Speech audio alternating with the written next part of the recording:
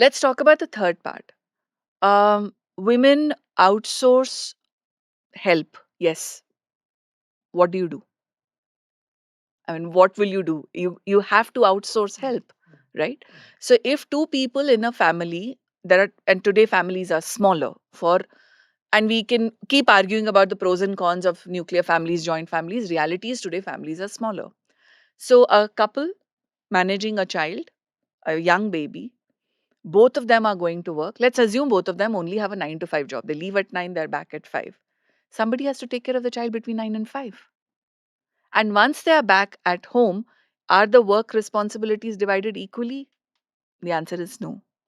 Are the night duties done by the, and I'm making very stereotyping statements, but the early night duties are not done by the father, because typically the father will go and sleep in another room. Usually it's either the mother-in-law or the mother, the grandmother of the baby in some way, who will come and sleep with the mother, so that if the child wakes up 15 times at night, she's okay. The father has had a good night's rest, he can go back to office.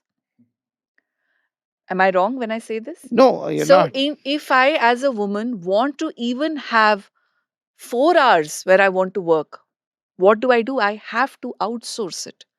The outsourcing, the best place to outsource will be my family.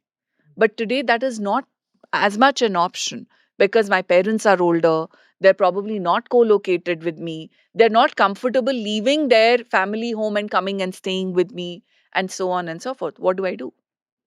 So, getting support is a real help, and which is where, and again, the fact that you said is, a lot of people are able to do that because they do have some financial comfort.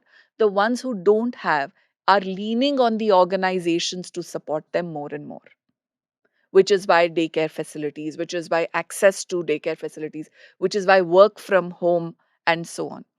So almost 35% women attrited from one of the larger IT companies when they mandated that you have to come back to work 5 days a week. Because suddenly they said, when work from home can happen, why are you mandating us? Right? When nothing broke. They all, in fact, made a lot more money during COVID than anything else. Nothing broke. So I think the we have to shift the narrative. We can't continue the same narrative of saying a woman is expected to do all of this. uh, I I don't like the tag of saying, oh, you're a, and I'm going to say this aloud, to say, you have outsourced motherhood. You cannot outsource it. You genuinely cannot outsource it. You cannot outsource being a parent. You can reduce the non-value adding activities. By the way, changing a diaper 15 times a day doesn't make me a great mother. But sitting with my child and maybe getting my child to experience something new, write on sand, play with something, probably makes me a better mother. So which one would I outsource? The non-value adding activities. The simple outsourcing logic, right? So I choose to outsource non-value adding activities, so that the limited time that I have, I'm able to give better value add and create a better relationship with my child, and not die of guilt every single day in managing that. So, yeah. Agreed.